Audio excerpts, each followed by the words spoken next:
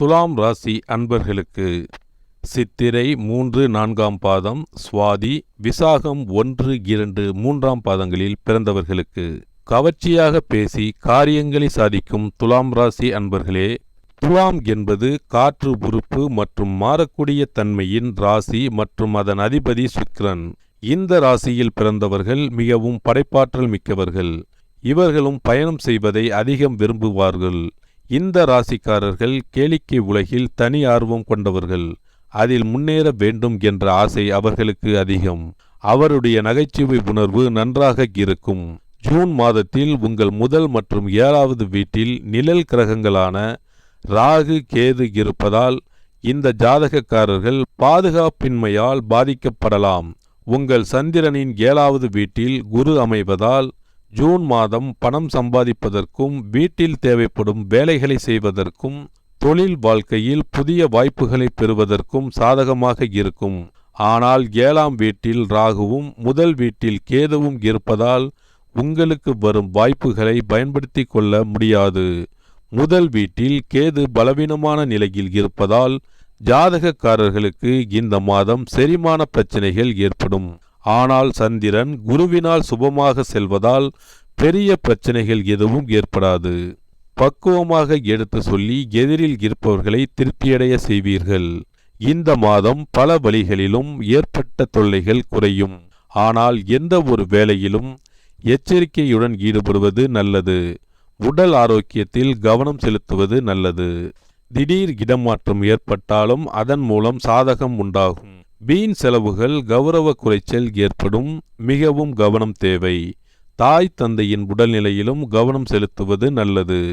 தொழில் வியாபாரத்தில் மெத்தன போக்கு காணப்பட்டாலும் குருவின் சஞ்சாரத்தால் தேவையான பணவரத்தும் இருக்கும். புதிய முயற்சிகளில் தாமதமான நிலை காணப்படும். உத்தியோகத்தில் இருப்பவர்கள் வீண் அலைச்சல் காரியங்களில் இழுபறி என்ற நிலையை காண்பீர்கள். பேச்சை குறைத்து செயலில் ஈடுபடுவது நன்மையை தரும். குடும்பத்தில் சுமூகமான நிலை காணப்படும். ஆனாலும் மனதில் குடும்பம் தொடர்பான கவலை, பிள்ளைகள் பற்றிய கவலை இருந்து வரும்.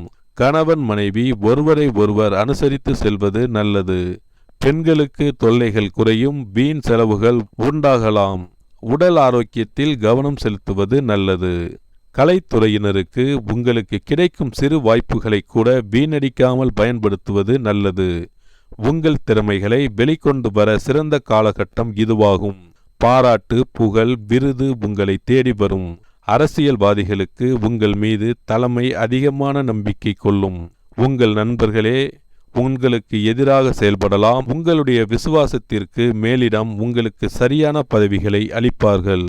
மாணவர்களுக்கு கல்வியில் மெத்தன போக்கு ஏற்படாமல் தீவிர கவனத்துடன் பாடங்களை படிப்பது வெற்றிக்கு வழிவகுக்கும். சித்திரை 3-4 பாதங்களில் பிறந்தவர்களுக்கு இந்த மாதம் தொழில் வியாபாரத்தில் இருந்த தொய்வு நீங்கி விறுவிறுப்பு அடையும். வசூலாக வேண்டிய கடன் பாக்கிகள் வசூலாகும். தொழில் தொடர்பான பிரச்சனைகள் தீரும். உத்தியோகத்தில் இருப்பவர்கள் பணி தொடர்பான கஷ்டங்கள் குறையும். சுவாதி நட்சத்திரத்தில் பிறந்தவர்களுக்கு இந்த மாதம் குடும்பத்தில் மரியாதை கூடும். உங்களது வார்த்தைகளுக்கு மதிப்பு இருக்கும். கணவன் மனைவிக்கிடையில் மனம் விட்டு பேசி எடுக்கும் முக்கிய முடிவுகள் நன்மை தரும். பிள்ளைகள் நலனில் அக்கறை காட்டுவீர்கள். விசாகம் 1-2-3 பாதங்களில் பிறந்தவர்களுக்கு இந்த மாதம் அடுத்தவர் செய்யும் நற்காரியங்களுக்கு ஆதரவாக இருப்பீர்கள். மனம் மகிழும் சம்பவங்கள் நடைபெறும். உடல் ஆரோக்கியம் உண்டாகும். வீண் கவலைகள் நீங்கும். தடைப்பட்ட காரியங்களில் தடை நீங்கி சாதகமாக நடந்து முடியும்.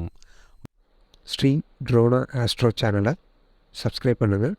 இந்த வீடியோவை லைக் பண்ணுங்கள், கமெண்ட் பண்ணுங்கள். உங்களோட ஃப்ரெண்ட்ஸ் கூடயும் ஷேர் பண்ணுங்கள். அவங்களும் பயனடைவாங்க. நன்றி, வணக்கம்.